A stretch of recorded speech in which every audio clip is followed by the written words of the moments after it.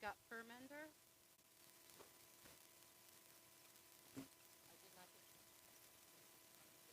Tracy Irby.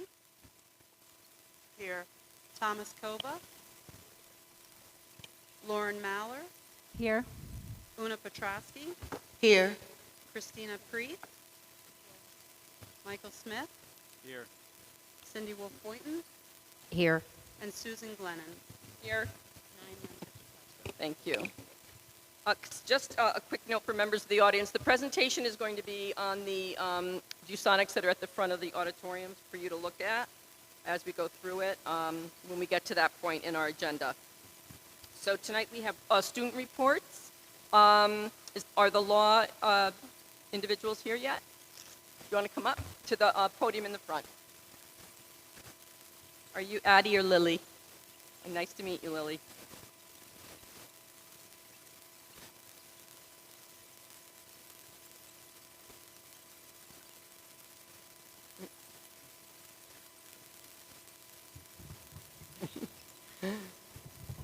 There you go. Thank you and good evening, board members. It is a pleasure to be with you once again for the new school year. Before we begin, please allow me to reintroduce myself. I am Lily Baird, and my partner Addison Barber will not be with us tonight. I will be delivering some law-amazing news.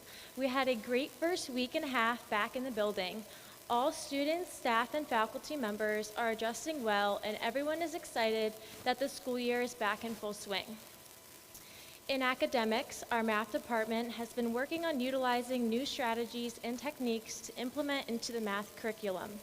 Some teachers have been collaborating on new course offerings for future upperclassmen as well. Our English department received new video camera equipment that will benefit our journalism and broadcast journalism classes. There is also an additional podcast studio in the works on the second floor of the building. This past academic school year was the first year that AP French was offered at Jonathan Law, and the 2 students who took the course scored a 4 and 5 on the AP exam. The world language teachers are looking forward to the continued professional development of teaching using an acquisition and proficiency-based approach. Senior health is off to a great start. The department is looking forward to diving into the post-high school transition unit taught in conjunction with the school counselors and having our seniors focus on taking care of themselves for their senior year and beyond. In law sports action, fall practices are underway, and we are pleased to announce that our sports teams are off to a great start. At Jonathan Law, we have over 200 student athletes participating in the fall season. The new CIAC rules regarding summer practices have allowed student athletes the ability to work with coaches, stay in shape, and improve in their individual sports during the off-season. This week, girls swimming and diving and football open up their season, while boys and girls soccer, cross-country, and volleyball had their first games last week. We look forward to a great fall at Jonathan Law and hope to see you all at our games. The Learning Center is prepared for a promising school year. Each freshman English class receives an orientation to the TLC as well as time to explore the book selection. Freshman students also participate in a digital escape room as part of their orientation. Over 100 books were checked out in just the first 6 days of school starting. The kickoff to the school year started the week before students came back with the senior boot camp. 85 seniors came in for several hours to jumpstart their post-high school planning process. Students explored careers in colleges, created Common App accounts, started working on applications, and reviewed their college essays. We are midway through the add drop process, but most students are pretty settled in their class selections. Lastly, the school counseling department has processed 25 new registrations over the past few weeks. Thank you for this opportunity to speak with you all tonight, and I look forward to the next meeting. Thank you, Lily. And then we have Luke and Dabby from Foran.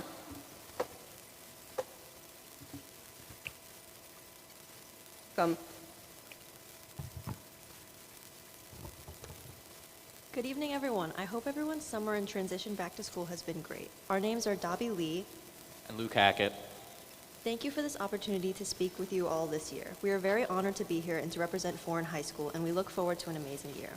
This year, we are excited to welcome various new staff members. We have 2 new school counselors, Ms. Kavanagh and Ms. Bond. We also welcome new health teachers, Ms. Hosking and Mr. Licio. We are thrilled that these great people are a part of our foreign faculty, and we look forward to seeing how they contribute to our amusing school community. Both our boys and girls cross-country teams also introduced new coaches this year. Coach Barrett for the girls team and physical education teacher Mr. Hare will be taking over as the boys coach. The team recently competed in their first meet this Friday. We wish them a successful season. Our soccer team's recent fundraiser to support Avery's Little Army, a foundation with the goal to advance pediatric brain and other cancer research and honor the legacy of 12-year-old Avery Lafferty, sold t-shirts and collected money at the entrance of the recent soccer game. The fundraiser was very successful, raising over $2,100 between Foran, Law, and Harborside. This year at Foran, we are very excited and proud to welcome Mr. Ayusi, former health teacher at Foran, as our newly appointed athletic director. We are very excited to see what the future holds in regards to the athletic department. We are also very happy to announce a new club coming to Foran. The Pickleball Club is being run by Miss Blanchard from the math department and senior Julia O'Connell. Recently, pickleball has made a huge impact in the Milford community, and the members of this club hope to bring the same impact to Foran High School. Last week at Foran, seniors were invited to the yearly ice cream social to kick off the year. It involved an ice cream truck where students could take their pick of treats and play cornhole, spike ball, and frisbee. Students in Mrs. Farrell's and Mrs. Pullen's mentoring attended training last week ran by Dr. Gillespie, supervisor of school climate, and Mrs. Acampora, instructional supervisor for equity and engagement. This was in order to prepare them for the role as mentors this year for local elementary school students. In the Certified Nursing Assistant program at Foran, students went through a simulation as to what it feels like to have dementia. This was done for them to build empathy for the patients they are soon to be helping in the real world. We wanted to give a mention to Foran's Athlete of the Week last week, Naya Baromi of the girls volleyball team. Naya led her team's offense to a tough victory in their first game against Shelton. Our first home football game will be this Friday, September 13th. The team has been training hard, and our very own Foran High School band, after a successful 2 weeks of band camp, continues to prepare a great decades-themed halftime show for the game. Good luck, Foran Lions. Going forward in the month, Foran is holding the annual homecoming football game on Friday the 27th and the homecoming dance with the theme luau on the 28th. Students will take the PSAT or SAT on Wednesday, October 2nd. Parents are welcome to attend Foran's open house held on September 19th at 6 p.m. and October 15th. And finally, parent conferences will be held on October 15th from 5:30 to 8 p.m. and October 16th from 1 to 3 p.m. We are very grateful for your time and the opportunity to speak with you all today. Thank you again, and have a great rest of your evening. Thank you very much, students. Feel free to head out if you have some homework or other things you need to do this evening. You don't have to stay. You're welcome to stay, but you don't have to stay. And we'll see you next month back in our boardroom. So before I move on to public comment, I just want to clarify one point regarding our public comment time on our agendas. We do have public comment on our at every meeting, at every business meeting and every committee of the whole meeting. The business meeting is the first meeting of the month, and you can make public comment on any topic that pertains to the board. At the second meeting of the month, our committee of the whole meeting, public comment is limited to agenda items only. So if you, are here tonight to hear the presentation and you have questions afterwards, we will discuss some options that you'll have later in the meeting, but you can also, come back to the October meeting, for instance, and make public comment at that time. So I'll read the public comment statement, and then I'll open the floor to any speakers.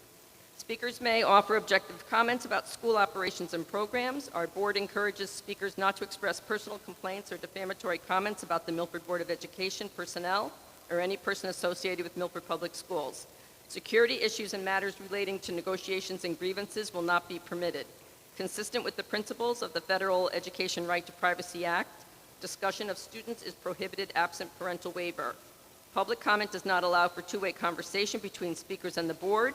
We welcome and appreciate your comments and opinions, and all will be taken into consideration. Please note our meetings are televised and live streamed on YouTube. We ask that you state your name and address for the record and limit your comments to 3 minutes. So is there anybody in the audience this evening who'd like to make comment to the board? So you can come forward and use the podium at the front.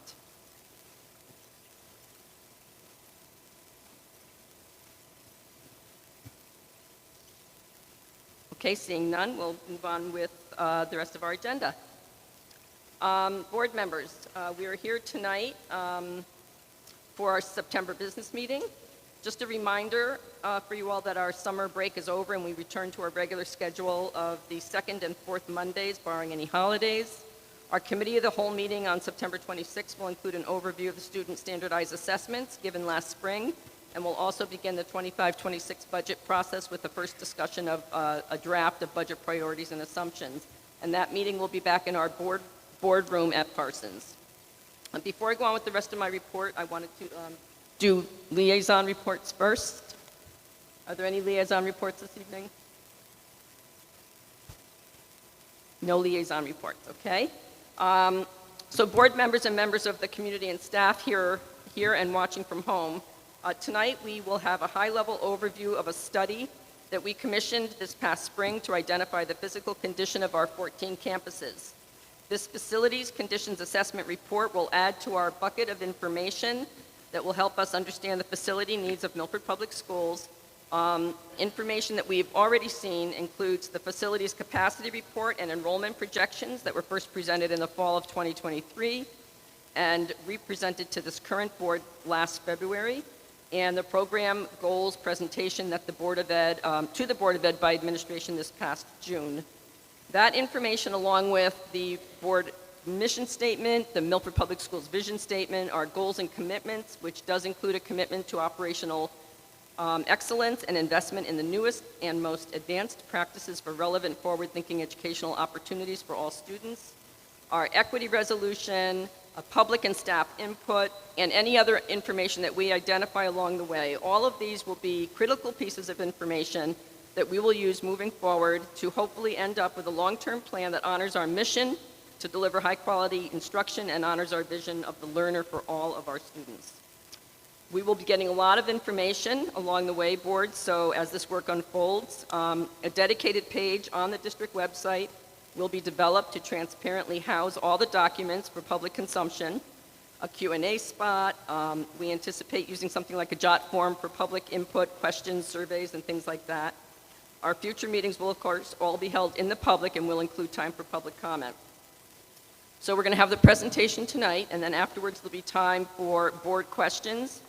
And, of course, any questions that board members might have as you go home and start to digest what you've heard can be sent along to me via email to be forwarded to the proper individuals.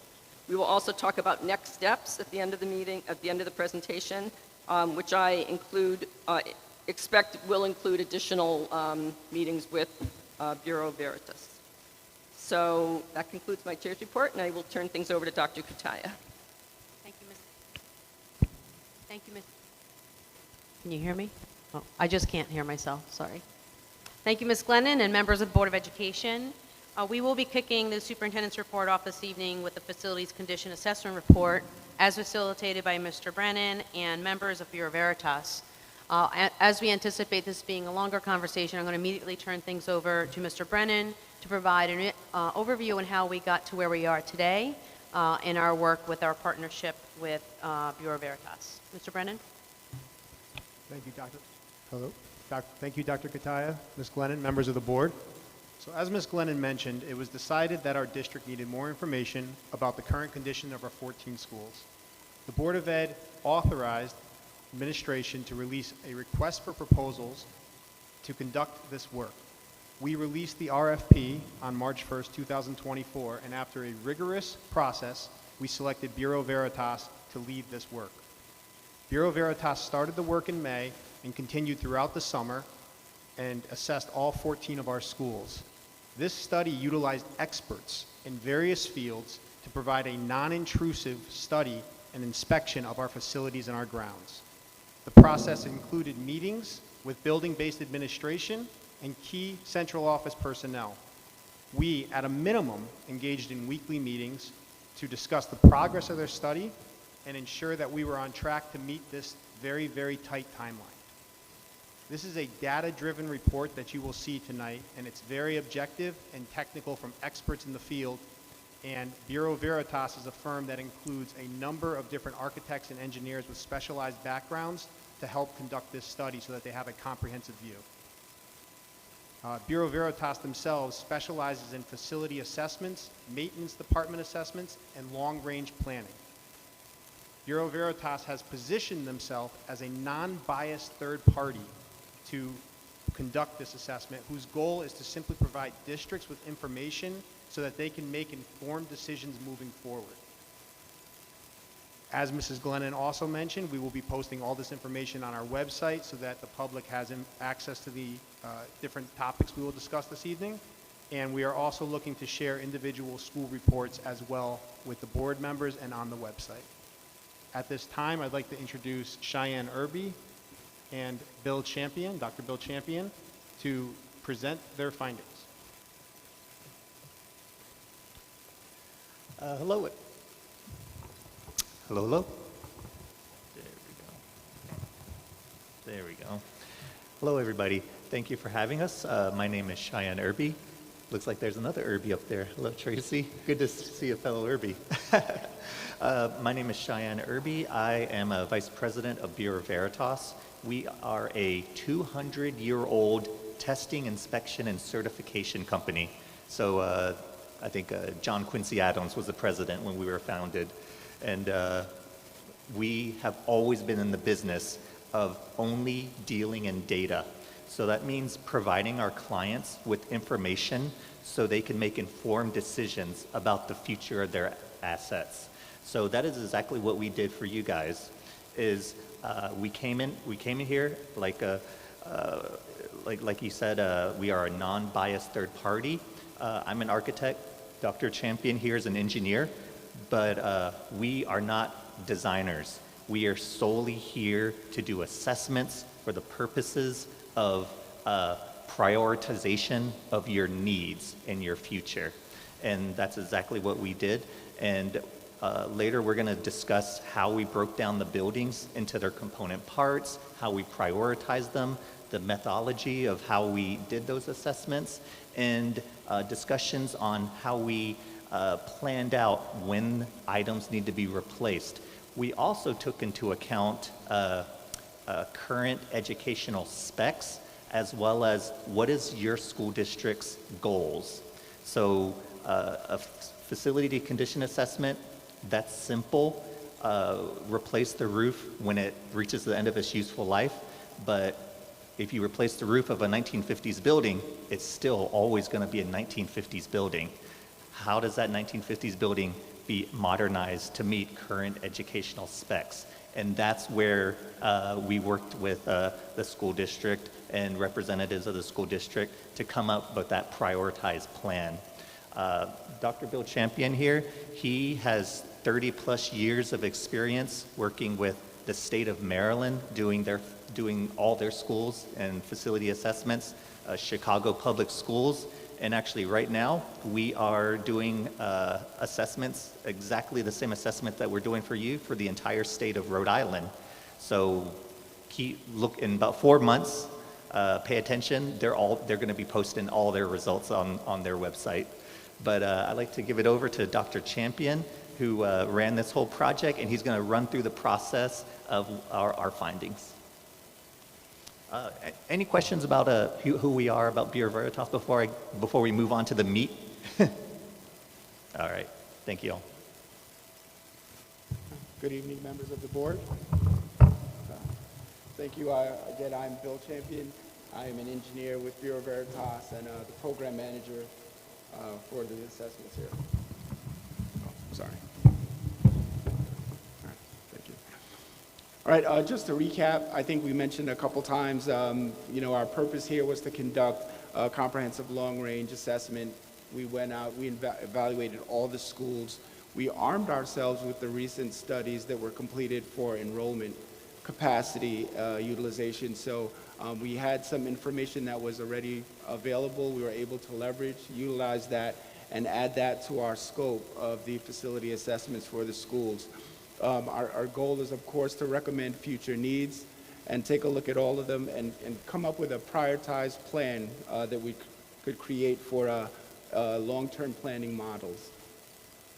To do this, to complete these goals, the objectives, we put together a team of engineers, architects, building experts, We've got education experts on staff, and they visited the schools. They came to the schools. They looked at all of the building systems, the architectural building components, the HVAC, specialized process equipment, everything that the schools had in each of the systems. We did an analysis. We did remaining useful lives, came up with all the needs of the buildings and projected the needs for the buildings out in perpetuity. Basically, everything in the school had a remaining useful life. We were able to leverage the background information. We got some of the institutional knowledge from the folks that have been in the buildings and working there. We worked very closely with the director of facilities, and the amount of support was amazing. We've got all the things that we asked for, including drawings, prior reports, educational studies on Milford Public Schools. Again, for each of these, we wrote reports and we delivered draft facility condition assessment reports. And of course, they are with our counterparts and being reviewed. When we talk about what we've looked at, we went to 14 schools, of course, 8 elementaries, 3 middle schools, 2 high schools, and then an alternative high school. We've got our portfolio of schools here listed, but one key point, one thing to note on the slide, as Cheyenne mentioned, these schools are originally built in the 50s, 60s, and 70s. So think about what was happening at those times and the programs that were available at those times. Those things have changed, and it would be very easy for engineers and architects to come into the schools and say, if you've got wood windows, we just need to replace the wood windows. That would be inefficient, not useful, and not conducive to the current learning environment. So we wanted to make sure that we were replacing not with like kind, but with things that were up to current standards, meeting the current educational specifications, and leveraging existing and current industry ruling design guidelines. So we used a metric called the Facility Condition Index. Essentially, it is the needs of the school divided by the replacement value of the school. That allows you to compare and look at schools essentially with a unifying measure. So that Facility Condition Index is usually worse as the number gets higher.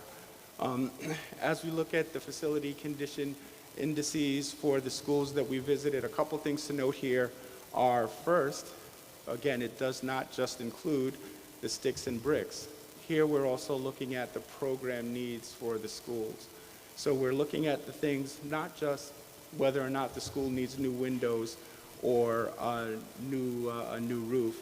We're also adding, hey, this school doesn't have the required spaces that a school would have if we built it today. So you see how those things can get very high. If you've got a school that's 5,000 square feet and it's in great condition, it would look like a great school with its wood windows, but until you add the spaces that are required and needed for today's educational environment, you'd get kind of a false positive there. You've got to add the programmatic needs to those assessments. So looking at the facility condition indexes or indices for these schools, you'll see that the lower number is better. So schools like Pumpkin Delight, Matheson, Meadowside, they are in pretty good condition.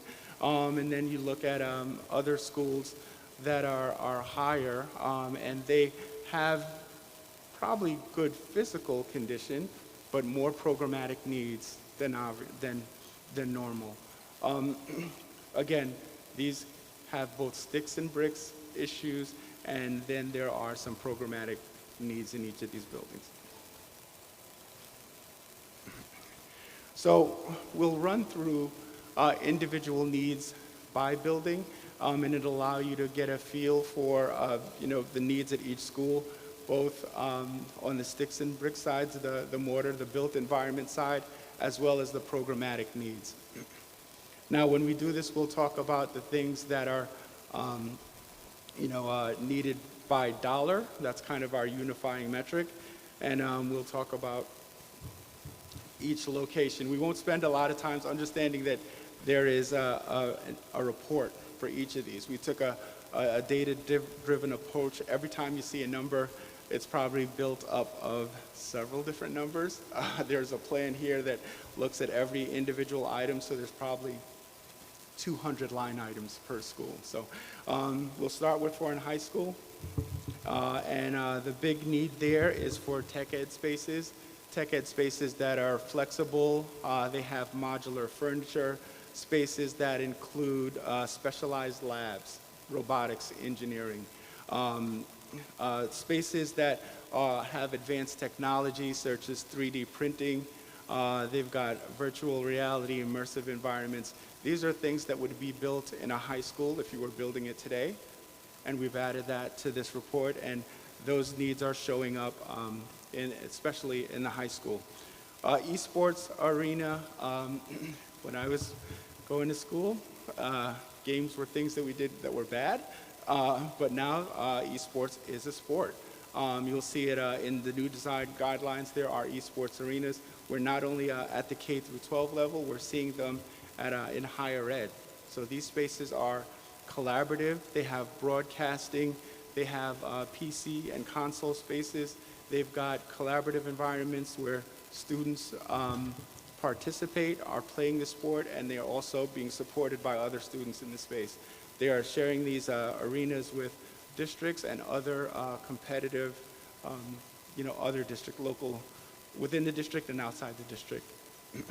And you can see that number is 4.2 million. And then at Foran High School, one of the fortunate locations to have a pool, has some pool issues. So that is outside of the programmatic needs. That is a pool. And this one, the fix is, there's some, I won't get too technical here, too nerdy here, but there's piping below the deck. The replacement of the piping and the infrastructure is as bad as the labor to get to the piping. So that number is pretty large. We've got a design study in there and an allowance to address those issues. There is new equipment, sand filters, pool filters, but the leaking piping is a thing that will only get worse if not addressed in the near term. When looking at the long-term needs and the plan for the school, you'll see that there are a high number in interiors, and the interiors really speak to the programming space. So the programming space talks to rooms that are not there, rooms that are needed for specialized training, mental health issues, office space that doesn't exist in the school or may have to be repurposed for another need within the school. But right now they're showing up in the immediate need, and those interior numbers are primarily programmatic needs in the near term. And we're spending a little bit more time on this one so you can get a feel for, this is kind of the process for all schools. You'll see the need, you'll see how it's planned out, and as we get into the individual numbers, we can, sure, if we had time at a later date, have a working session talking about what's included in all the individual numbers here. When looking how the needs are broken down, this pie chart kind of shows, okay, you've got HVAC, there is HVAC infrastructure, ducting, piping, rooftop units, boilers, and chillers. They each have a life. There should be a building automation system, and those are included, of course, in the long-range plans for the schools. We've got electrical needs, we've got lighting needs, and facade needs at many of the schools. A roof is a large item, the shell of the building that is coming up and always due for replacement. But you can see on the right half of this pie chart, you've got interiors, and again, that speaks to the interior spaces that are just lacking in the wrong place, don't provide the adequate functionality for a school that would be built today. On to Law High School, again, you see that high bar in the front. That is the big number at the FCI charges. And again, we've got to renovate the same tech ed spaces at Law High School, the eSports arena, and then the field house at Law. There's also the field house at Foran, but the field house at Law is a little larger spend from our estimate. And again, that is spaces, locker rooms for the field house, and additional infrastructure needed to support the growing population at Law High School. Looking at the projected plan year over year, you can see the high immediate cost, and that is money that I'm glad no one has fainted and everyone is looking at the numbers, but we've got a big number for the interior spaces and the programmatic needs, and they're planned out year by year. Again, looking at the pie chart, you can see that the interiors and the needs for the spaces and additions are higher, almost equal to all the individual building and infrastructure needs. The Academy, we'll spend just a little bit more time on. The Academy is one that had a very high FCI, not because the building was in bad condition. The buildings in general have not been in poor condition. However, the building does require some interior needs, some programmatic needs. We need a CTE space, a career tech space, a student lunchroom for that academy, and 4 classrooms. So the academy was least like a high school than any other building that we'd seen here in the district. And you can see that the program spaces required there are fairly large. Now, of course, these are all normalized by the replacement cost of the building. So that lets you know that the needs to create or improve that building programmatically are almost the cost of that building as it was originally built. And you can see that this is probably the one that most has the highest ratio of programmatic needs to interior building infrastructure, HVAC, systematic, what we'll call our unit format numbers in the academy. East Shore Middle School, high FCI in the beginning. Again, it needs that tech ed space. This is probably the first place that we talk about the nutrition and life skills. So it's just preparation for, organization, planning, financial literacy. There needs to be spaces for that. Again, if we were building a school today, it would have nutrition and life skills as well as tech ed, especially at the middle and high school levels. There's an expansion of a gym here, and in many cases you'll see there's gym or gym/auditorium where the spaces need to be more flexible and allow for more activities, more uses, things like multi-purpose flooring, different types of flooring, ways to segment the spaces, ways to invite and allow for many more activities. Year over year, you can see that 11 million in the first year, and then in the balance of the years, you've got about 20 more million. You can see how they're broken out by system. Again, as we start to get further down into the middle and elementary school locations, the programmatic needs become less severe, but they're still quite large. Harborside School was interesting. It had a few issues there, a few issues that we would require additional study. Of course, it had programmatic. We need the tech ed spaces. We need the nutrition and life skills spaces. This is one where, in many schools, lacked air conditioning throughout. Wasn't a requirement back then, but times have changed, climates have changed. We need AC in the schools, so that is one of the things that show up early in the term. Harborside also is one of the places where you've got an elevator that is very small. If a student needed to be put on a stretcher, that would be a challenge to carry them into that elevator. Now replacing an elevator, we've got an elevator that's currently down at Harborside. It goes out frequently. We've got dollars in the report in the FCI to work on the machinery, to replace the hydraulic machinery for the elevator. But if it was a wish list and we had more money, we would replace the entire elevator, which would be greater than $3 million. That's not included in this study. So there were things that we looked at in the study and said, given the need that you've got so far, we probably couldn't do that. But Foran and Harborside could use larger elevators and elevator cabs. Again, you can see the year-over-year needs for Harborside Middle School. This one needed a little bit more attention than the others, and the programmatic needs were pretty high there. They've actually had some spaces that they repurposed, and it looks like we may have to repurpose them back. All right, West Shore Middle School, tech ed spaces, nutritional life skills, and 4 basic classrooms.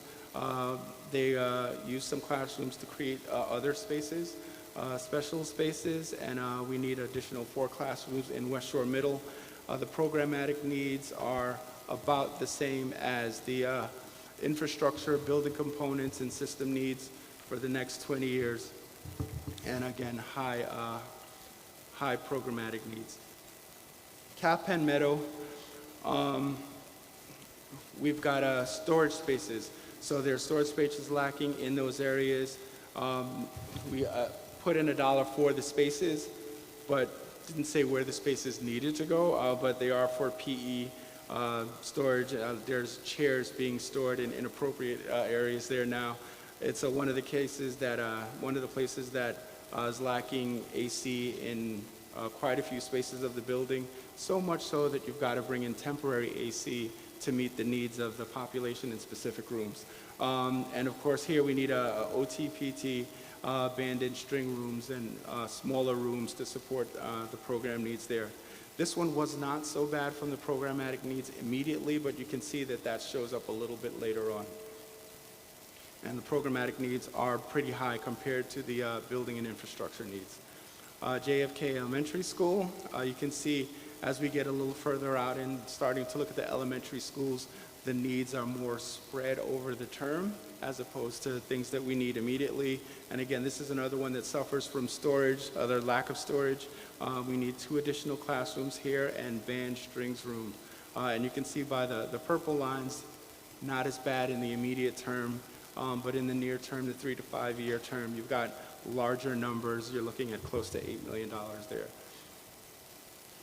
Live Oaks Elementary School, we've got the addition of AC there. And again, we can't thank our Director of Facilities enough for highlighting and getting us the spaces and being able to point out which rooms specifically, had AC and which didn't. We've got add 3 rooms there, and this one is lacking from a world language classroom, so that is showing up in the programmatic need. Again, something that would be there if we built the school today. Mathewson Elementary, we said, was one of the ones that didn't have a ton of programmatic needs and was, their old schools fairly well maintained, but were out of line of programmatic issues. This one needed storage space, central AC, and the gym/auditorium. And again, gym/auditorium provides, AV, for the auditorium spaces, flexible seating, theater seating, as well as flexible seating for the gym, the way to segment spaces, multi-purpose, multi-use flooring, and ways to invite more activity. And again, these needs are more spread over the term, with a total of about $25 million over the term. And then again, programmatic needs are lower relatively for Matheson, as well as Meadowside, central AC, band strings, and kitchen storage areas. So this is one where the storage areas were specifically allocated to rooms that provided functions within the school. Dollars in the near term, 3 to 5 year, and fairly straightforward. Orange Elementary School, central AC needed in most of the spaces, the addition of 3 classrooms and OTPT band string rooms. All right. And then we've got Orchard Hill Elementary. This one had a larger gym/auditorium need in addition to the AC, and you can see the 4 classrooms, which are just above $800,000 per classroom for an addition of about 1,000 feet. Programmatic needs are about half, a little bit more than half of the need for Orchard Elementary, and then we've got Pumpkin Delight, which turns out to be the school in the best condition. If I, probably not as much need, but the amount of storage needed there is a little bit more than $1.5 million. Supplies, furniture, storage is required for the school. We need a world language classroom in this space, and we need OT, PT, office space. And again, these needs are more spread, not a high immediate need, but you can see as we start to get in the 6 to 10 year term, we're looking at higher dollars for those places. And of course, the programmatic need really outweighs the building and structural needs, just given the amount of work and the renovations that have gone into Pumpkin Delight recently. So I know we ran through the schools very quickly. There is a report, there's a lot of detail and data, and probably more line items of individual systems and components. When you see an individual report, you'll see, replacement of an exhaust fan, a mushroom fan, and that's $2,500. So when you get up into the ranges of $20 and $30 million, there's a lot of line items there. But it's a bottoms-up approach. It's a data-driven approach, and we've got a report to support all the findings. And right now, they're in draft and ready for review, and would love to hear questions. Thank you. Thank you very much. Just to clarify, I think board members, Dr. Kutai, you may be able to help with this. Very specific questions probably should wait until the next meeting or a future meeting. Well, I think even if we can't answer it today, we will start to create a list of all questions. Okay. So I think getting out what's on your mind, but knowing that we could possibly need to come back to you. Okay. Also, we will make available to you by the end of the week, as well as the public, the individual school reports that take an incredibly deep dive, listing every piece of equipment and the age and stage. And so if you have a question of, how about the boiler? Well, it'll probably be in a report to you by the end of the week. And I do want to emphasize that we will start to keep a record of everything and put it in writing and put it on the website. So if you are here or want to keep up with things as you go along, it'll be available virtually. And for clarification, Dr. Champion, as you were going over the particularly program priorities, some of those show up on some slides and some don't, only because some of them were prioritized over the others. So just because you don't see the addition of a gym or auditorium on all 8 elementary schools, it doesn't mean that we don't want one at all 8. We just had to start prioritizing because you can't build 8 gyms in 1 year. That is right. What the specs we send over to you programmatically is that we want a gymnasium auditorium built at every elementary school. We want central air at every school in Milford Public Schools. But you may not see that in your bullets because those are the most upcoming needs for that school. But somewhere along the priority of the long range, there is AC for every building, correct? That is correct. Yep, Thank okay. you for that clarification. There is a plan for all the AC.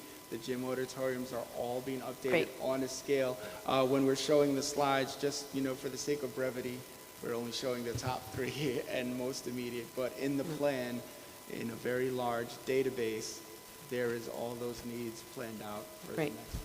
And I think it's just harder to hear on the stage, so I think the closer you are to the microphone, the more helpful it might be, at least for this old lady listening. Thank you. Thank you.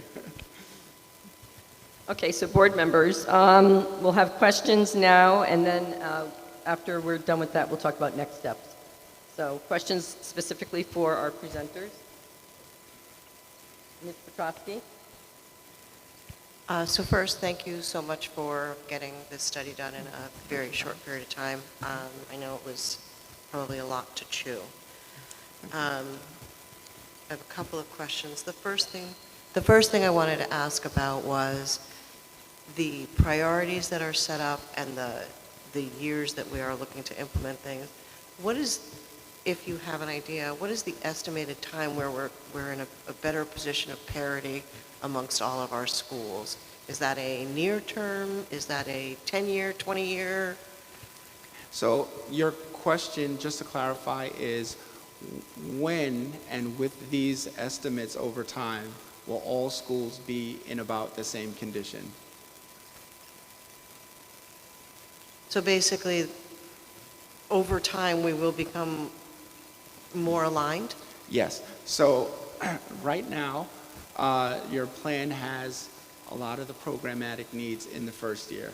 And we do have some of the needs, as Dr. Kataya said, we've got them spread over the next 14 years. We're doing, something every year in gym/auditorium.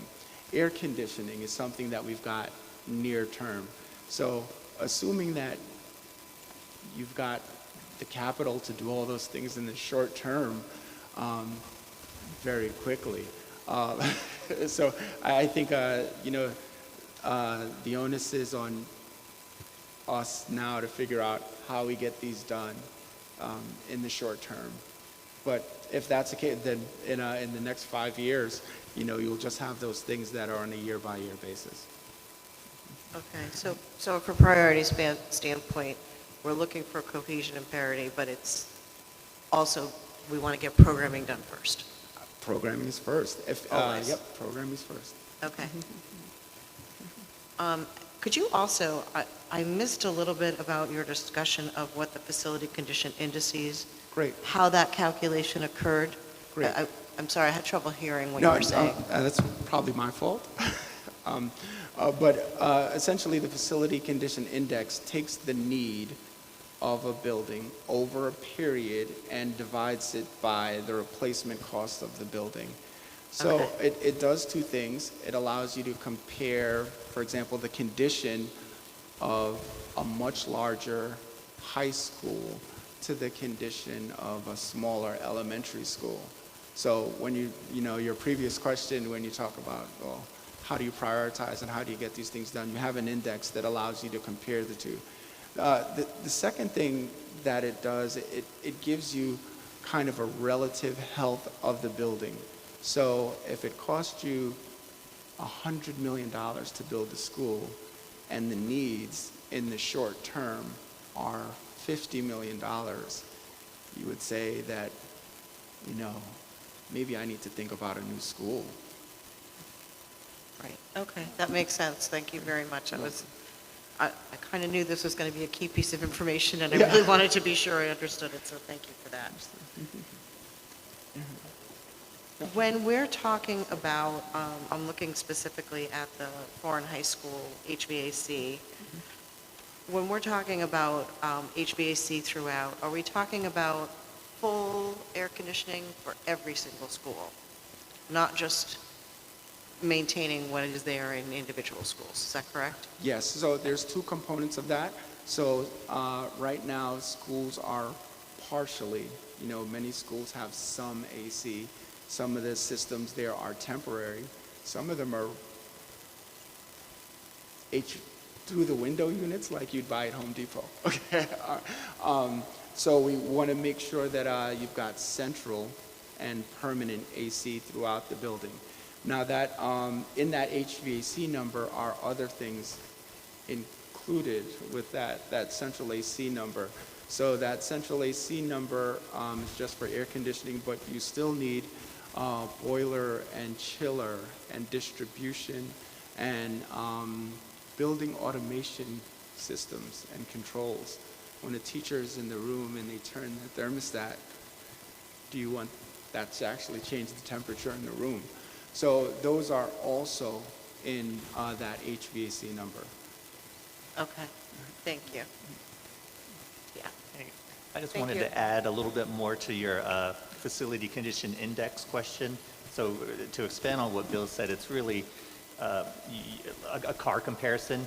You have your car, what are the repairs needed for that car, and then you take that, the repairs end up being more than what the car is worth. So that level is determined by you. So for example, we did we did the State of California Department of General Services, where we looked at all public buildings.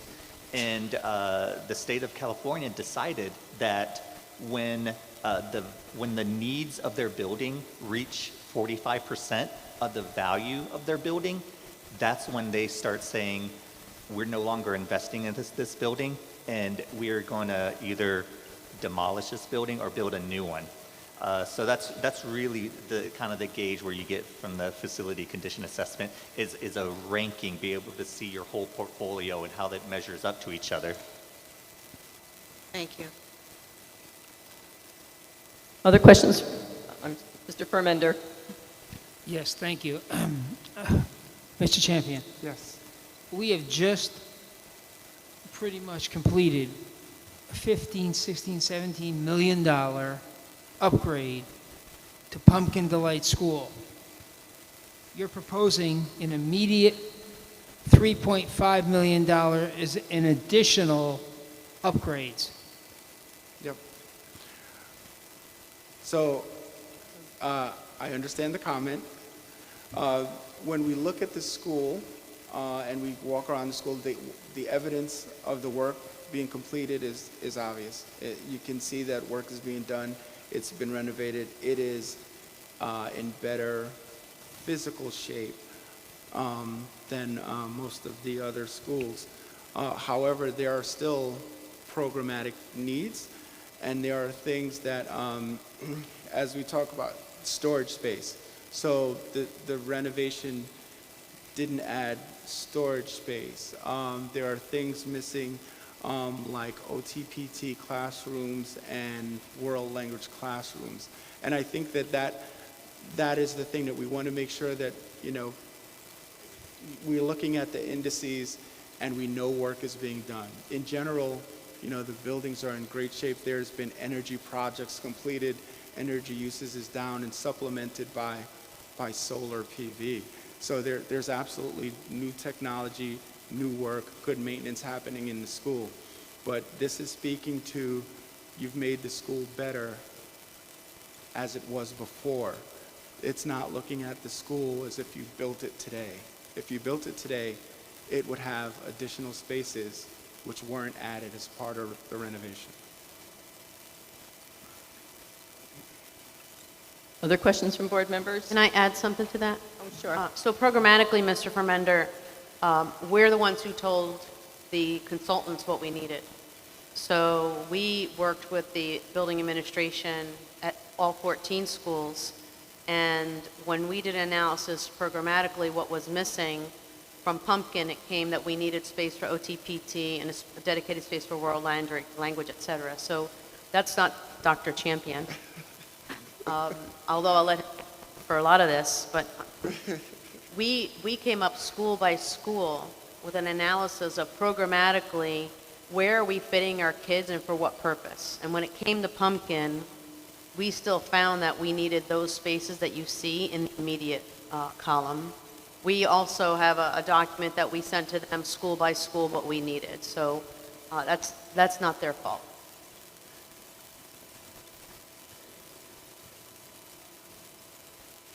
Just wanted to make sure that I understood.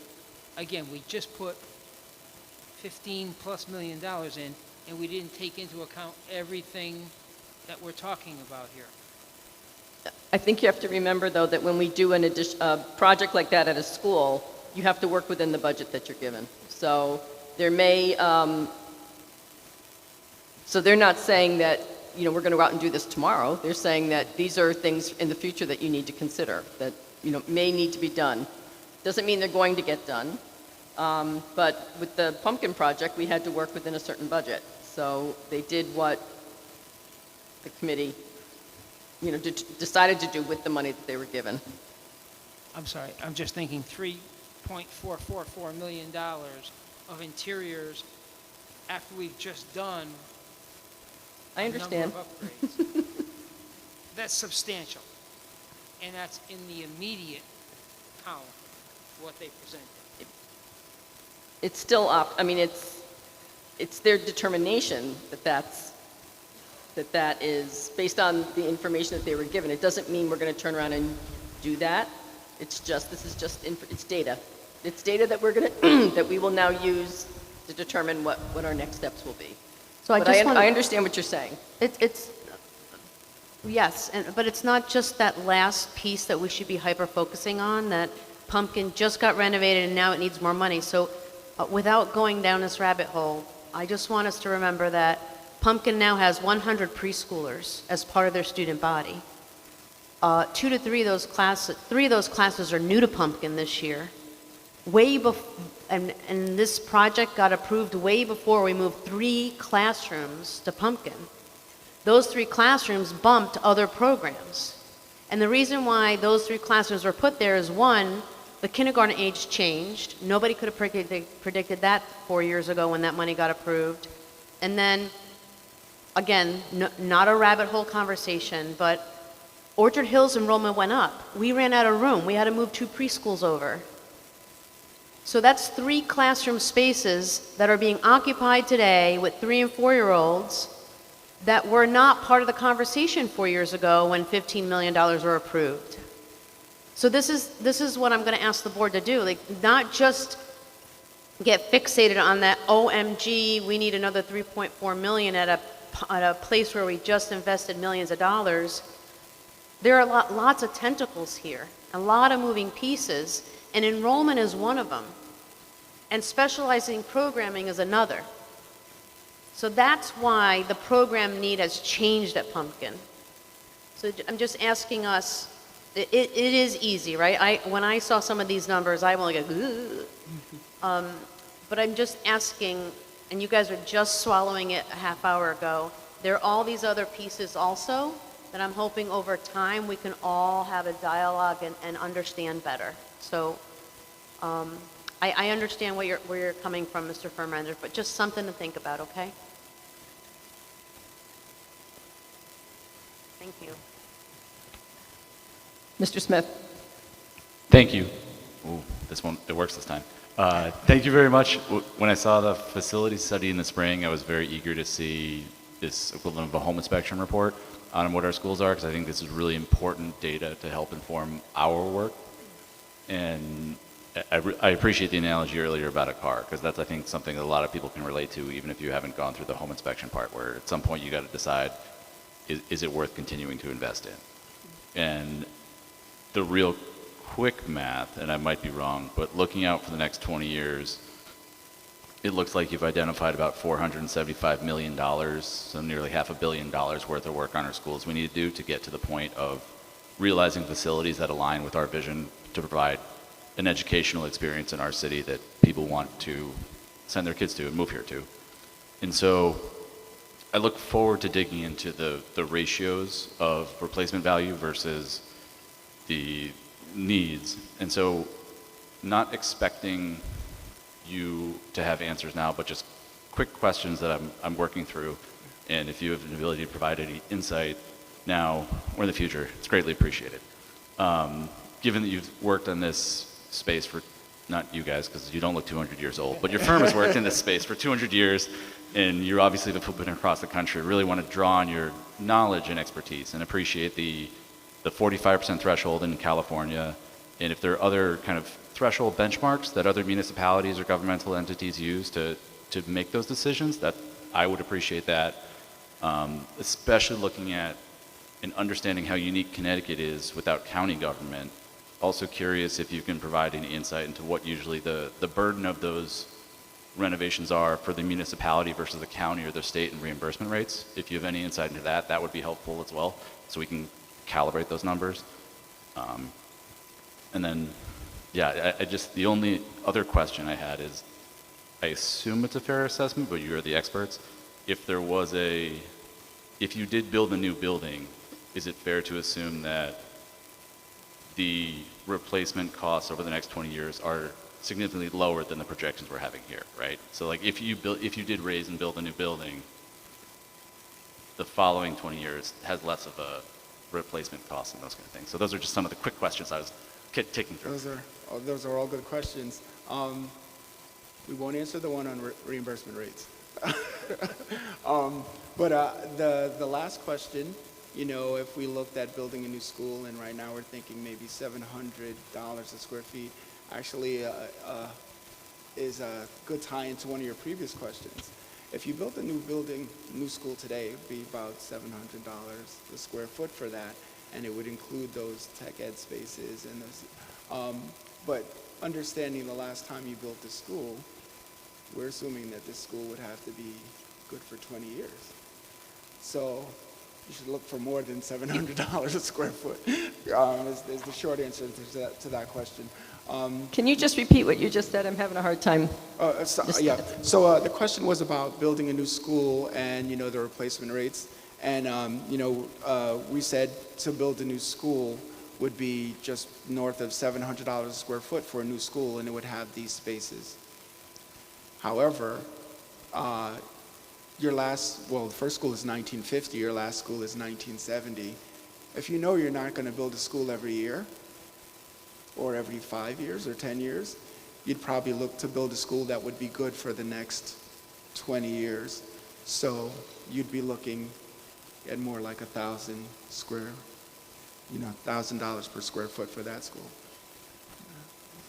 And just to jump in quickly with the reimbursement rates, so to build new, you're looking at 27.86%, and to add or renovate, it would be 37.86%. 37.86%, sorry for that, and 27.86% to build new. 37 for reno and 26 for new? Correct. Okay. 0.86. Just so you guys know, this assessment that you've gotten so far is incredibly key because these are big numbers and they're very gut-punching numbers. But that is also good because now that you know, you can now prepare and look for funding sources. So for example, we did the assessments for Boston Public Schools. Boston Public Schools was genius. They just happened to time it perfectly, and pandemic happened. And Uncle Joe came up with the dump trucks of money, and part of the request for that dump truck of money was to prove that you had a prioritized plan of needs. Boston City Schools had that, and they were prepared for it.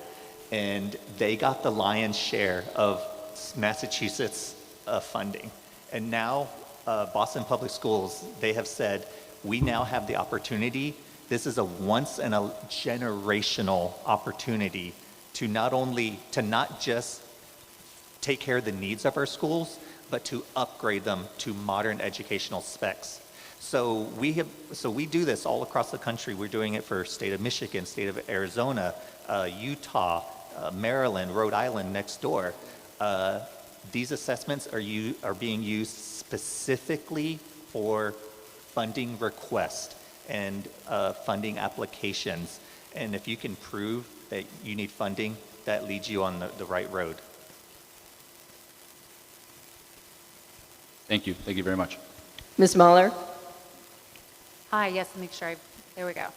Thank you for this. I'm a self-proclaimed data nerd, so I'm having a lot of fun with these slides and very much looking forward to what you send us next with all the breakdown on everything. We can't wait to send you the Excel. You send me an Excel, you're going to make my month. In a couple of things that I'm sure will be included in the additional data and the information that you send along, but want to make sure they're highlighted or if you need to pull to do so in that way. Going forward, I can tell we're going to come back a lot to the index. We're going to come back a lot to that. Knowing that every little shift in the costs, every little shift in the need is going to change that number ultimately, and that everything that went into that, when we talk about the tentacles and the layers and everything else, all of those are parts of the layers and the variables and the pieces on the table that we are now going to rearrange into a way that optimizes all the things that we have prioritized as a board. Check. For those pieces there, this looks at, if I'm reading it correctly, the amount of need specifically at the current year, the 3, 5, and 10 years. when the breakdown comes through, being able to see those specific 3, 5, and 10 years, because school by school, what we see here at 3 and 5 are clustered together, clustered separate. So if we can see those actually pulled together, so we can look at that, and as we make decisions along the way, again, sort of to Mr. Furmander's point about we just redid Pumpkin, of course there's going to be needs. There's always going to be needs as there's fluidity and programming and population and everything else. But our job is to say, okay, Pumpkin may be good. What else is over here? What else is there? It's all relative to that school, that building, that facility. Those are their top 3 needs. Everyone's always got top 3 needs. I got a roving list of top 3 needs in my house on any given day or week. That's fine.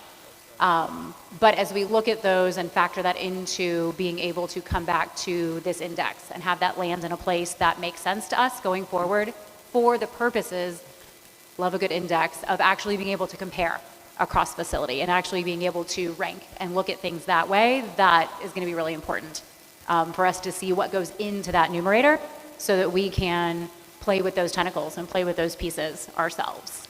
This is awesome. We appreciate you.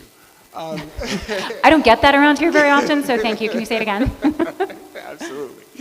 We've got the data for you. It isn't just 3, 5, 10 years. It's actually year by year.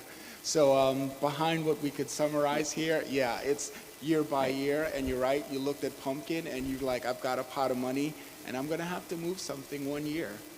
Pumpkin will be okay.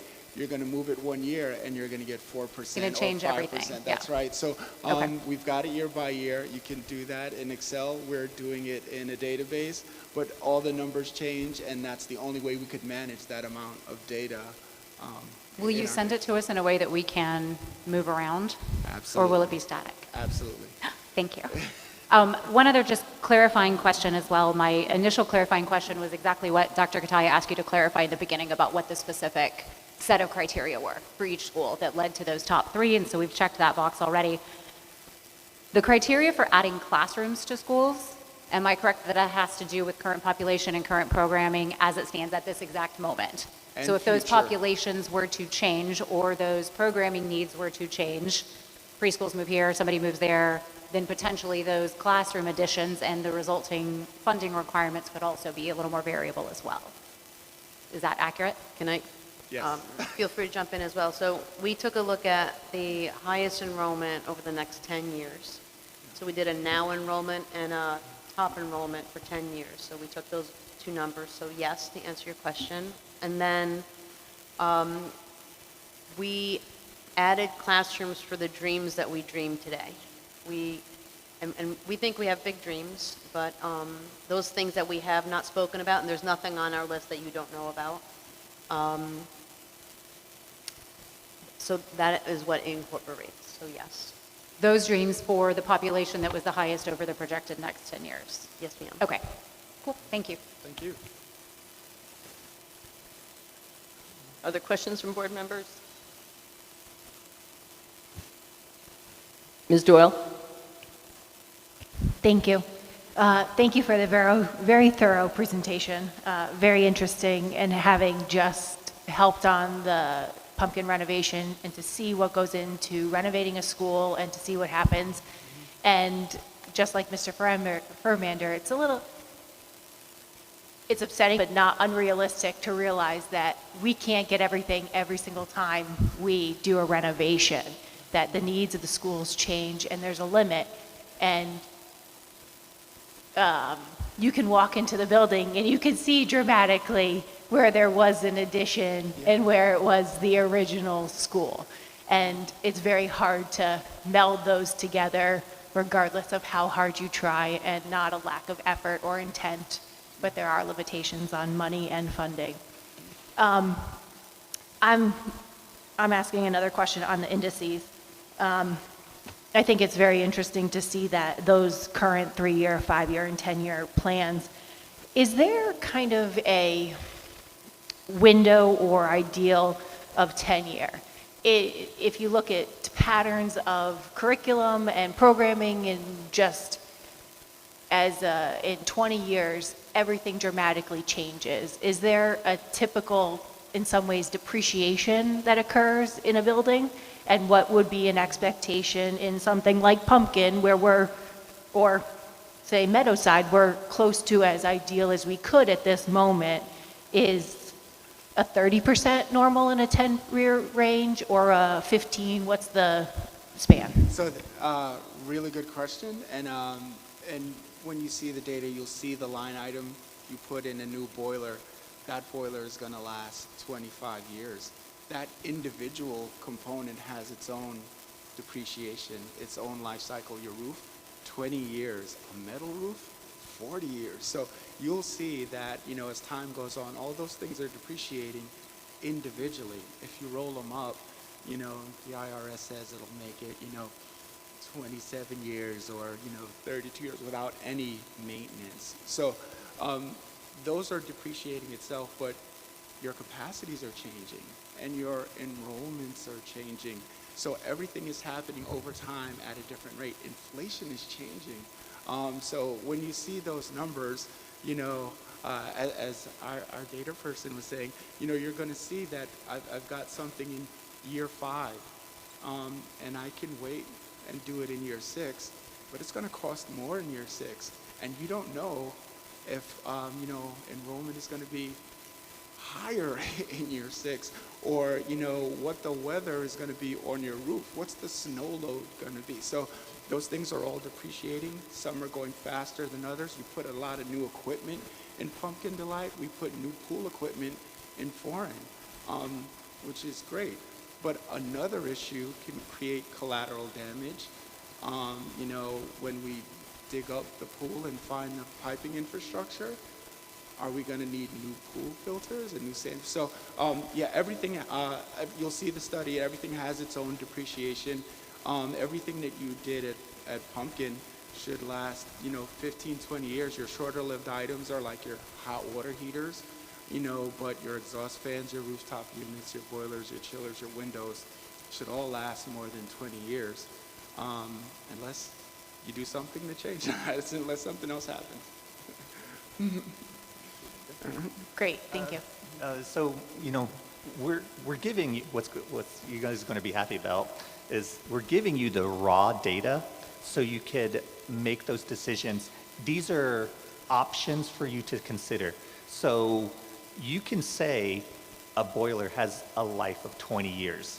And just by basic arithmetic, if we installed it in 2000, basic arithmetic, it's going to die in, 2020, right? Well, it doesn't really need to be replaced in 2020. There are options for you to consider. You could say, hey, we don't have the budget to replace a whole boiler. Maybe we retube it, we renovate it. That will buy you another 5 or so years. So these replacement schedules that we're offering you is providing you with educated decision abilities so you could have different paths of travel and prioritizations. A lot of these costs are maybe interior finishes. Well, when you're prioritizing, you could get away with a poor conditioned floor when you need to prioritize air conditioning. So that's really where we're delivering you the value. It's here's everything that is needed, and this is the roadmap, but what is important to you and how do you want to prioritize that? And that's where you start dividing up the math. So for Pumpkin Delight, your building, if you were to remove the programmatic needs, facilities-wise, it's an amazing building. But when you overlay the extra programmatic needs, then you've added another priority on top of that, and you have to take that priority into consideration. Your ability to move and shift things around, that's up to you. Great, thank you. And then I have one more question that fits within that same idea. Since we've discussed how our buildings were last built in 1950 and 1972, building methods have completely changed in the last 50, 75 years. And one is, in terms of Boston specifically, a lot of their change in greenhouse gases and effects on climate change came from their buildings and their ability to put mechanicals that were more efficient in terms of heating, cooling, supplying, and allowed for air quality measures. does this work or information that we will receive at one end have any of those components of a cost-benefit analysis in terms of energy saving, use and production, in terms of LED or any of those other types of building processes that are incorporated in systems now? So, both. So if we've got energy folks on the team, we've done an energy analysis. I'm a certified energy manager, and it was great to come here and find you've got solar roofs. You're already taking advantage of some of those things. So we've got energy conservation measures. There are low and no cost measures. LEDs always make sense. So anytime we're doing a replacement, we're going to do LEDs now. Now, you talk about other things like a green roof. That's not in the numbers now. You know, those things have a payback, and, you know, they require a level of maintenance that may not exist in the schools right now, so we haven't done that. You're already thinking the numbers are high. Those,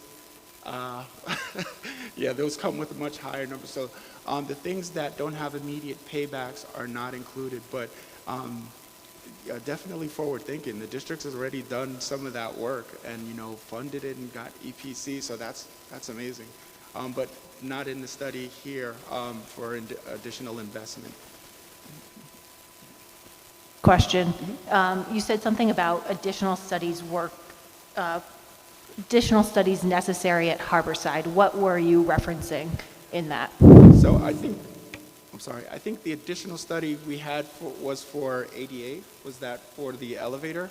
Yeah, so we didn't put the elevator, a new cost for the elevator because, you know, ADA says, you know, just reasonably achievable.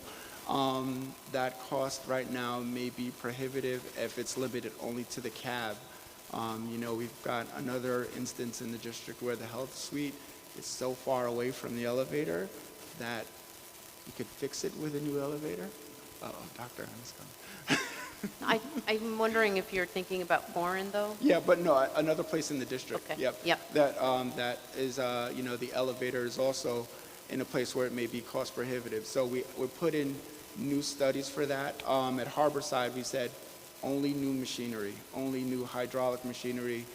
That's in the first year, and I think that's around $150K in our estimate. But it's to get the elevator working reliably. And but the additional study is, you know, a bigger cab. You know, to what would it cost, you know, to do something that would allow more people on that elevator. You know, the school is growing and has more needs, and the elevator cabs are pretty tight.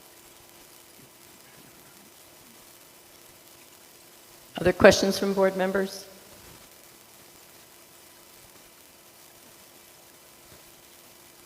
Everybody's good? Okay. Dr. Katai, was there anything you wanted to add to this Q&A? Okay. Thank you, gentlemen. We're gonna have a little discussion amongst ourselves here for a minute. Thank you. So what I'm hoping to hear from the board, from each board member tonight, is your take on this. You know, what do we do with this information? Or do we have a consensus amongst all of us that we try to put it together into some kind of a plan going forward that will give us a roadmap, 10 years out or whatever, long-term roadmap? I think I heard some of you indicate that you see the value in this data for that purpose, but before we actually move forward, I'd like to hear a consensus of the board. Ms. Doyle?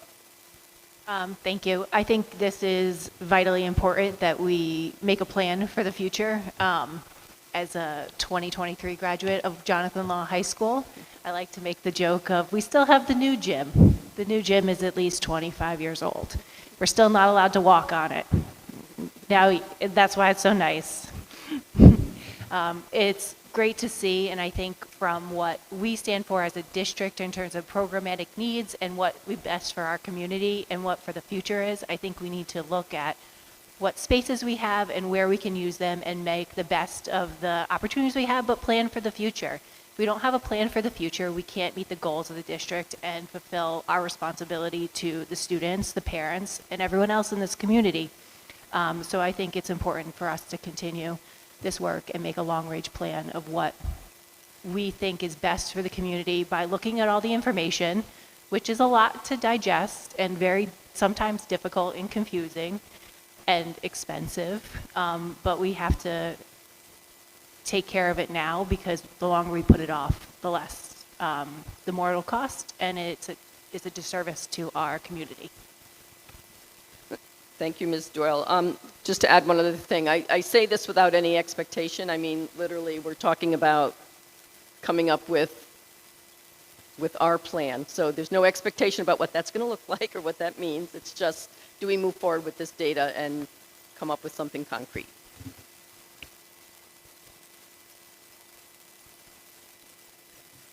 I just didn't catch the last part. You said that we're just going to use the data and come up with a plan for ourselves. Is that what you just said? Okay, great. So there is a lot of information here, and I'm sure there is a lot of information to work through. But I think it answers and takes into consideration a lot of the aspects that we've been asking for to help us plan. So I think it's definitely a good place to, or we are in now, a good place to use this to move forward. Anybody else want to share? Ms. Preet? Yeah, this is all great data, and I do look forward to the detail of each school. And then I think just as a board, we need to put together this data, obviously the enrollment data, and the capacity data, which we all now have, I would assume, 3 legs of the stool. Between all those data points, I think that we can move forward with understanding. We have indices now, and we see that, some numbers are in good shape and some need, consideration. So, yes, I think absolutely move forward with all of the information we have. Thank you, Ms. Preet. Ms. Wolf-Boynton? I'd just like to concur with what's been said. I think we absolutely need to take this data and create some kind of long-term plan. Without our facilities, we have no place for our school children. So absolutely, let's use this as a tool. Oba?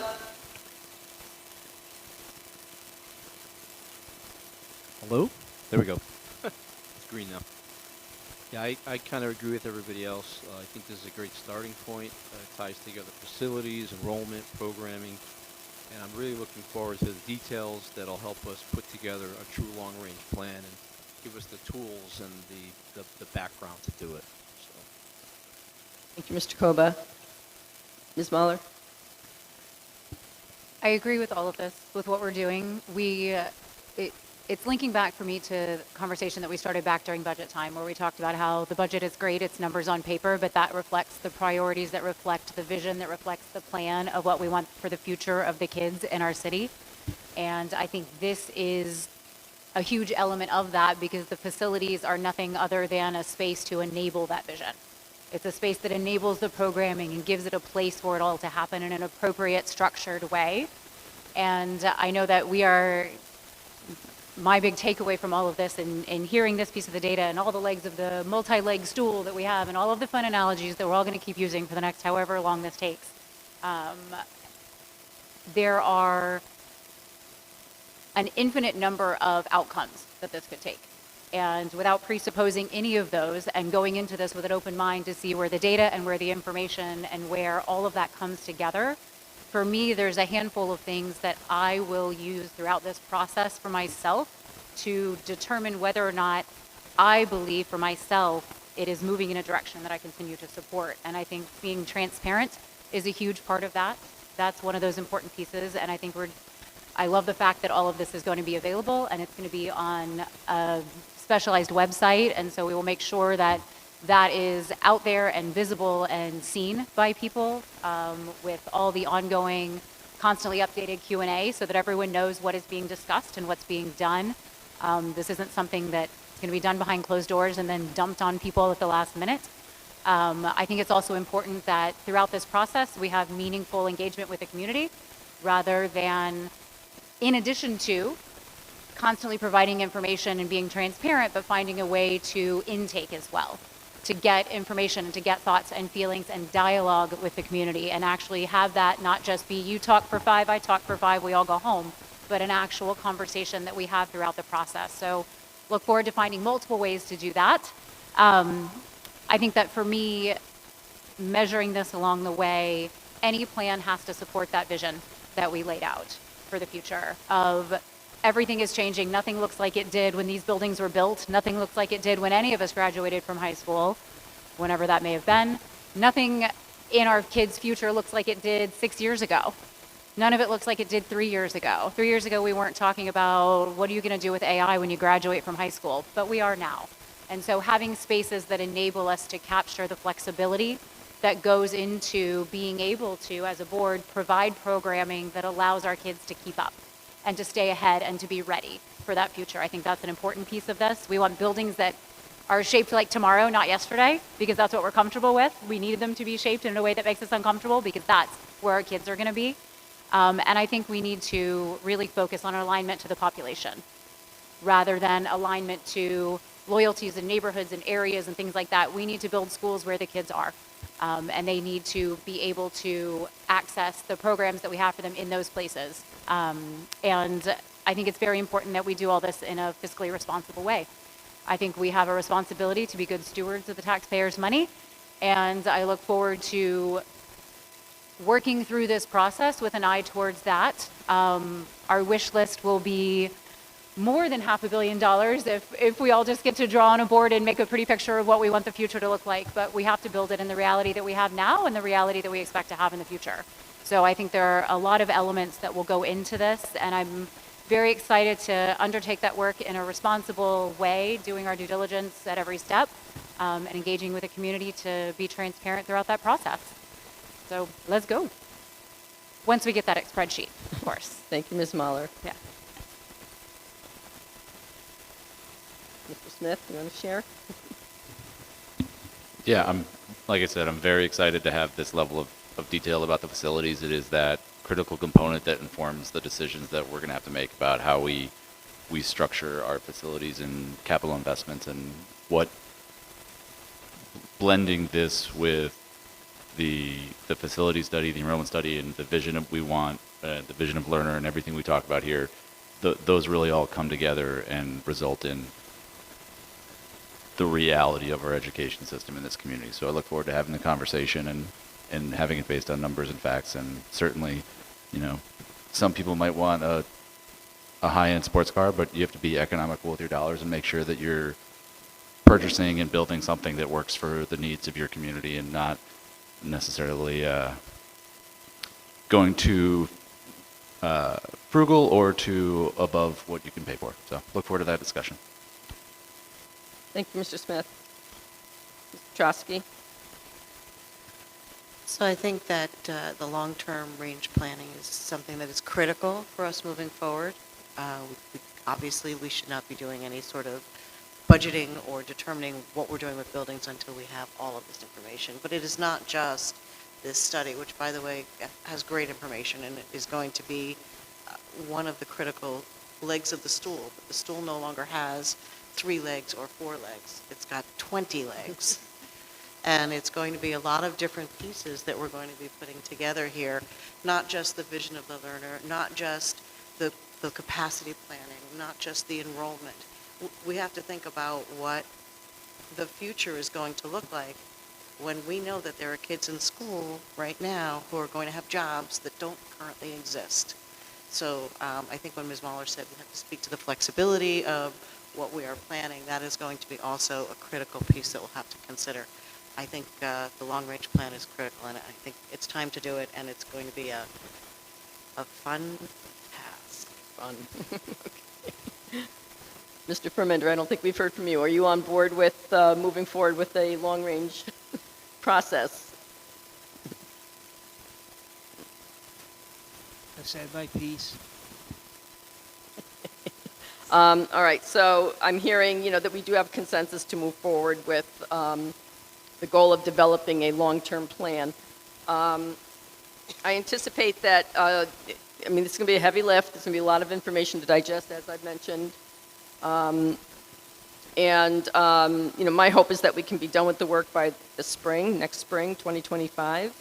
I anticipate we'll have this topic on our October business meeting agenda on the 14th. We're going to work with a pair of facilitators who will help us guide the work, and at that meeting we'll talk about some goals, a timeline, future meetings. I have already asked you all to try to hold off Mondays on your calendar. In the event we need additional meetings, I believe we will need additional meetings beyond our regular business and committee of the whole meeting. If you all start to think about what other information you think you might need, and keep a running list if you want to, or send off an email as you think of things. Dr. Kutaya she said she'll start a compendium of items. And again, we hope that members of the community and staff will continue to engage with us as we progress through the work. It is important work. I agree with what's been said. And going forward, I think the work is likely to will definitely include additional asks of families and members of the public to tell us what you think. What are you thinking? What are your opinions? And we will use various means to engage with the public, as Ms. Mahler alluded to. That is critical. This is a community investment, so it's important that we have input from the community. So do you have any closing remarks, Dr. Kutaya? Just appreciate the work that Bureau Veritas has done with us. They've been fantastic partners. Just want to put that on record. They did a highly professional job in a short amount of time, and always was very professional and flexible with us. So thank you to both of you and your team. We appreciate working with you. And I'm encouraged by the comments of the board this evening. I think we're in the right place at the right time to develop a long-range plan, and our leadership team is ready to support the Board of Ed in developing your plan for our schools. We know that it's going to be additional asks, and we just ask for that patience in getting all that information for you as the time goes on. And I realize that this is not going to be an easy task. You'll have some very difficult decisions to make. And I look forward to the public being part of the dialogue as well. So thank you, and we'll get going on getting some things visible on our webpage, and we'll take feedback from you on if you feel like there should be other elements on there, etc. So it's a work in progress. We haven't done this part before, so we're learning as we go along. I would agree. It is a work in progress, so we ask for everyone's patience as things develop. And yes, I'd like to thank gentlemen for being here tonight. I expect we will see you again. And I appreciate your support along the way. So thank you. And with that, we have other agenda items? Yes. And we realize you may have homework to do, so you could go Feel on. free to stay. Mr. Irby. I'm afraid that I won't be able to compete with FCIs and statistical numbers in my back-to-school report. Thank you, gentlemen. Give people a moment to move. I'm sorry, what? It's just waiting for the crowd to settle, that's all. Oh. So, item on the superintendent's report is the back-to-school report. It's done in traditional format. I'm going to just give you an overview of how things got kicked off for the school year, starting with teaching and learning in the area of STEM.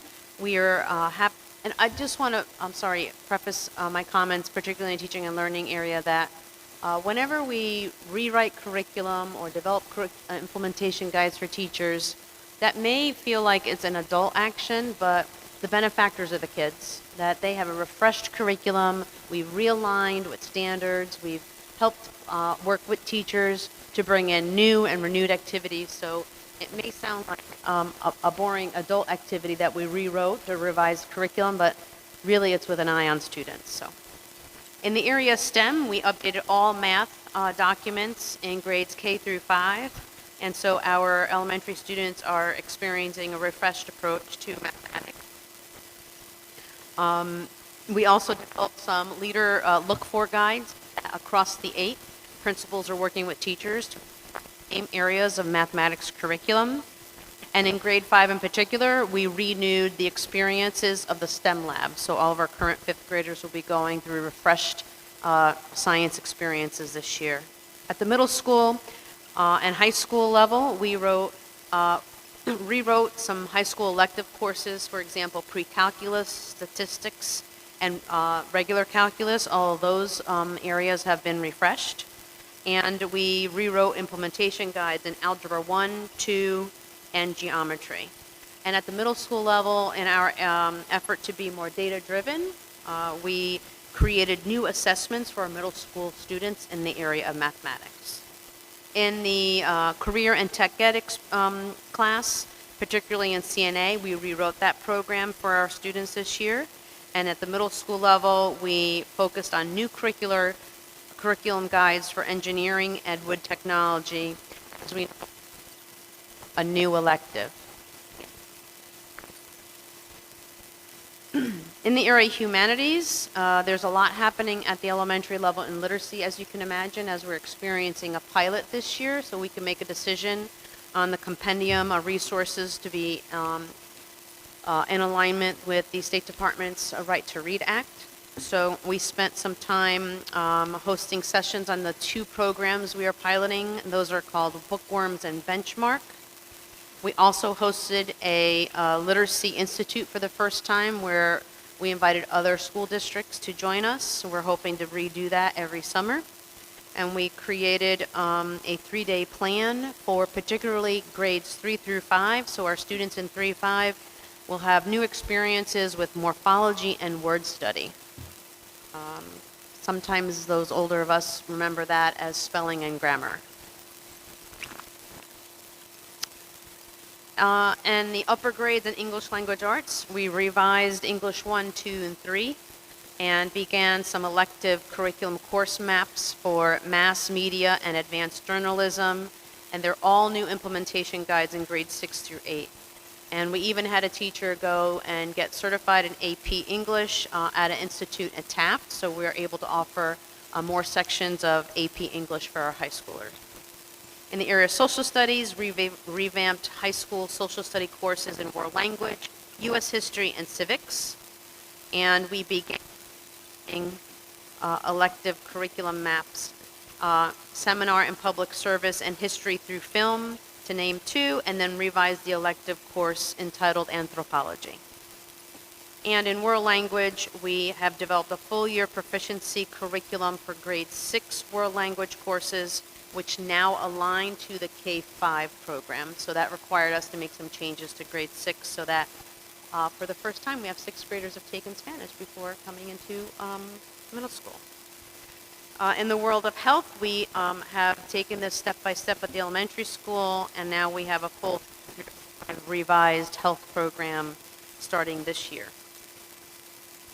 In fine arts, we rewrote elementary band and strings, including upper grades, piano 1 and 2 has been written. You'll be happy to know that in kindergarten and preschool, we have all aligned intentional play units, so that is implemented with different units at preschool and kindergarten across a progression of skill sets so that our kids are engaged in a play way and ready for 1st grade when they're done. In the area of pupil personnel services, we have a full restructure basically of that department. We have so many new administrators as you met in August. The department actually took a little mini retreat.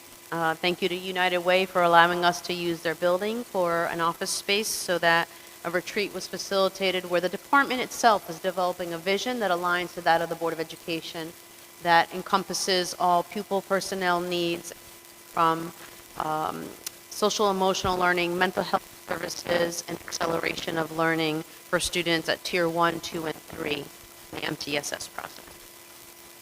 We did add, with the support of the Board of Education budget, a behavior program at Calf Pen Meadow and a specialized program at Meadowside, and those two programs have launched with students and staffing, right? I'm knocking on the, this is not a shop, but probably should have done that.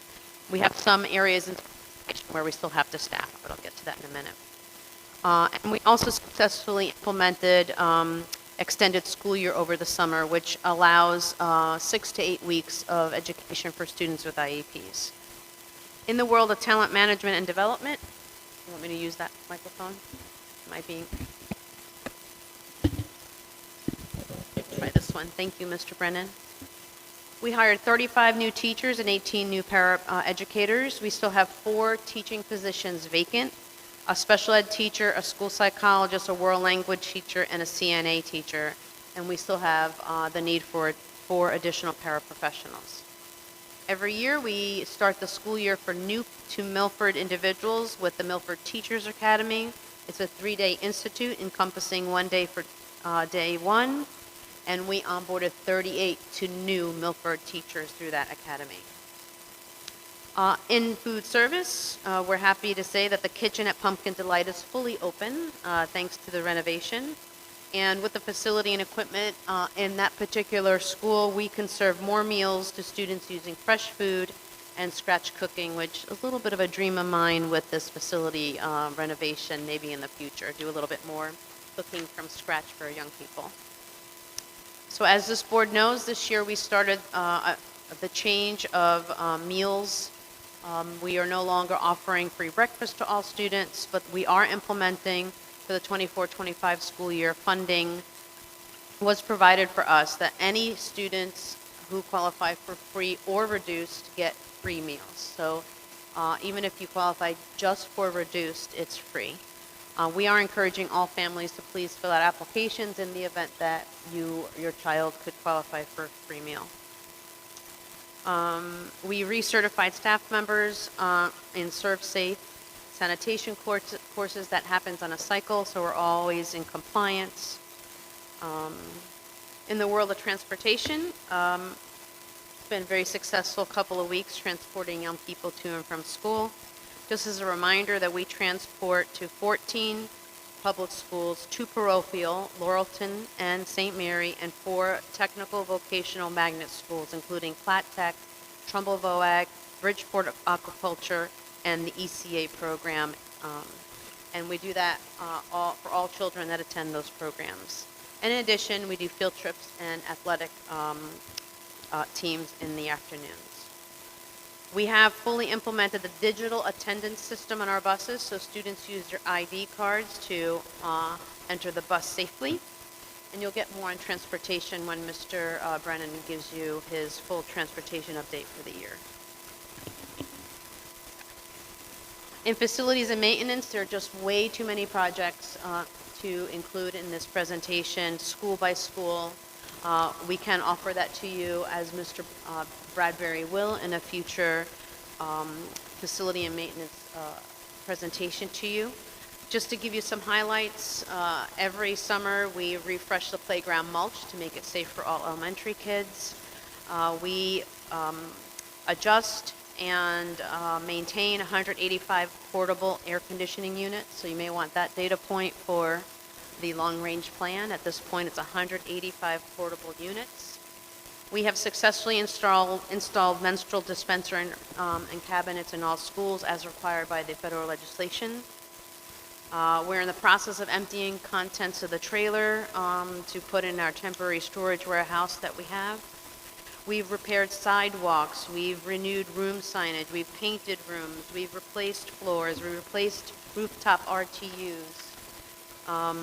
We have paved some blacktop. We've removed carpeting, installed VCTs. That's just a range of projects. And I don't know if you know, board members, but we remove all pieces of furniture from classrooms every summer.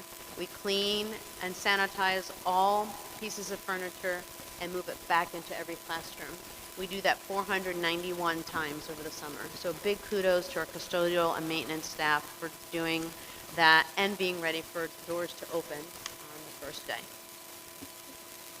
We have fulfilled our annual safety and security training as required of us every year.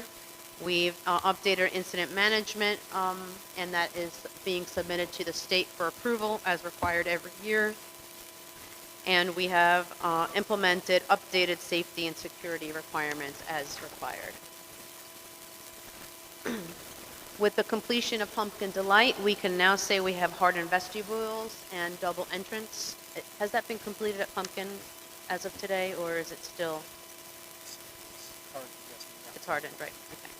That first day, I'm not sure we were getting it right, but it is done.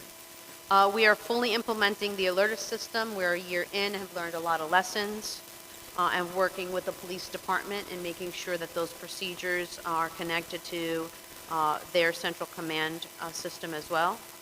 And we also have completed at Parsons, I almost said here at Parsons, but at the Parsons, we also have emergency prepared procedures that was new to us walking into this year. So at least the Board of Ed side of the building is trained in emergency preparedness.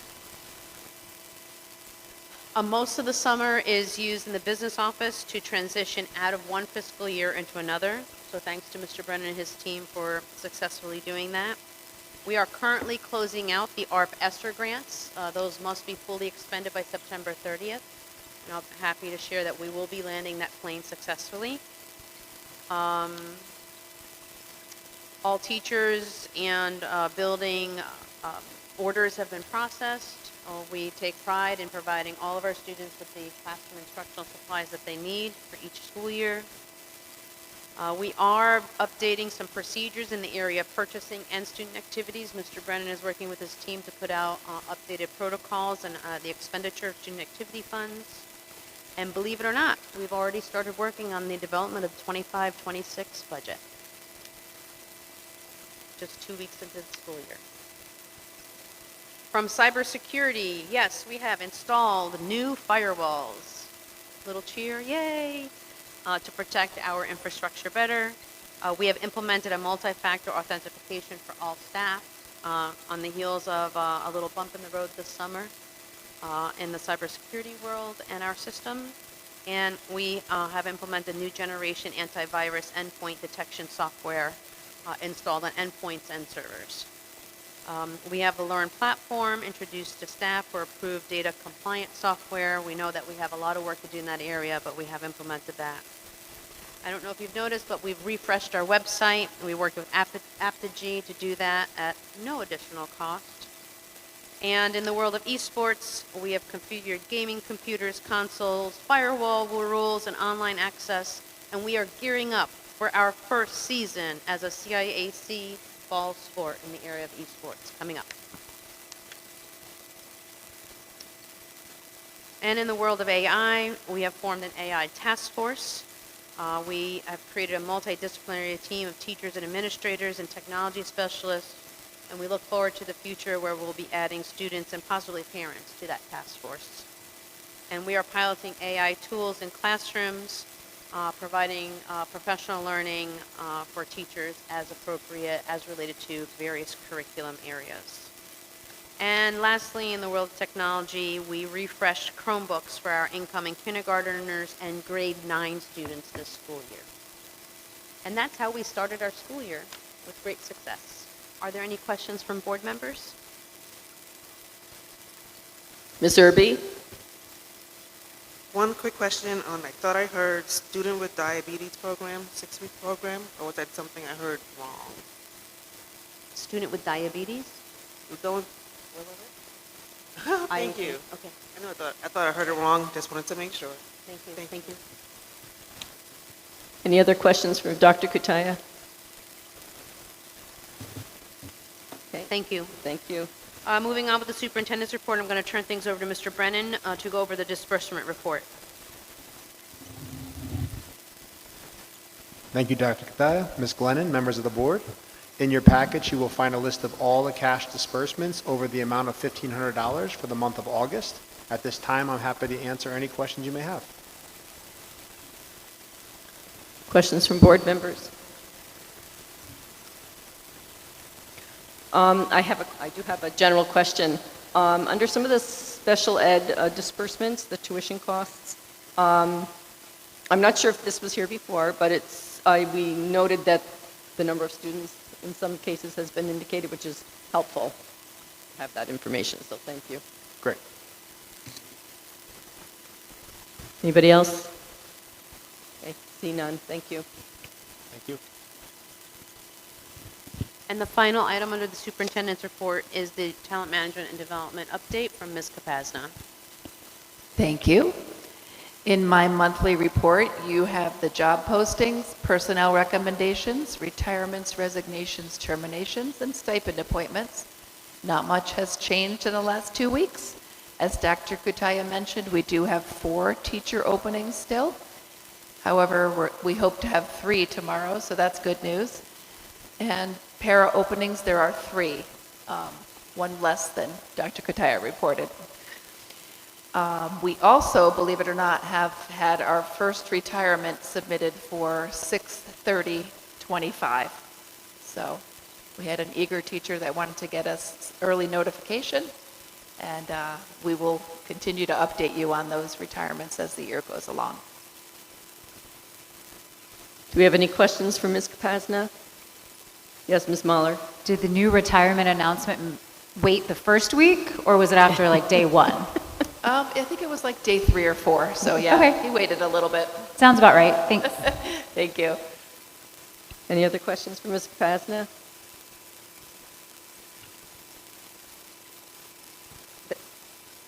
Okay, thank you, Ms. Kapazna. Thank you. That completes the superintendent's report. Thank you. Thank you, Dr. Kutaya. We have consent agenda, Ms. Petrosky.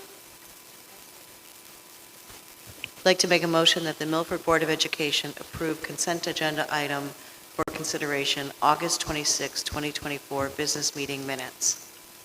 Second that. Second by Mr. Fermender. All in favor? Aye. Any opposed? Motion carries unanimously. Board comment. Ms. Doyle. Thank you. I just want to say thank you to Dr. Kataya, Mr. Auditoriium, Mr. Brennan, everyone who has made starting a new successful school year. And I also want to say a special thank you to Mr. Bradbury, because we spent so much time talking about our facilities. And while the facilities may not be the best from a programmatic state, is that Mr. Bradbury has been so wonderfully part of our community in making sure everything is working and running at a cost-effective manner and get started for the new school year, especially with the start of Pumpkin and getting that rolled in. And so I don't think we could do it without him. And so wanted to say thank you, because I know all of that was going on there as well. So on to a new school year, and it's exciting, and go. We look forward to already game. Oh, just a very quick, want to give a shout out to the soccer teams at Foran and Law, who just kicked off the season playing against each other, and it was a special night open to a lot of the youth soccer players here in Milford. It's an extremely fast-growing population amongst our young people. Is that what we call them? Young people? I keep forgetting. Our young people here in town, and on behalf of a very large number of 9 and 10-year-old girls, it was a wonderful game to be at. They played hard, and it was also a fundraising opportunity for Avery's Little Army. So we were glad to be able to participate in that and be there. So thank you to both schools for enabling all of that. Thank you, Ms. Mahler. Any other board comment tonight? Well, I just want to thank board members again for your attention tonight on the presentation on the school facility conditions. It's a lot to take in, and I look forward to working with all of you in the coming months to do some great stuff. Thank you. Motion to adjourn. Motion to adjourn. I'll second that. Mr. Fermender seconds. Are there any opposed to adjourning at 8:57? Then we are adjourned. Thank you, board.